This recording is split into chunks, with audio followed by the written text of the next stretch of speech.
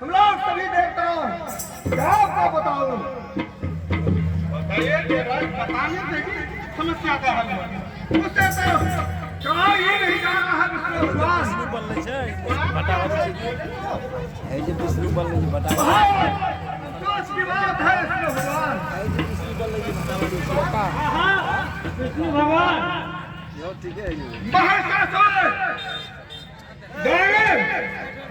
ये इतना बलवान है कि उससे कोई भी देवता उसे पराजय नहीं कर सकता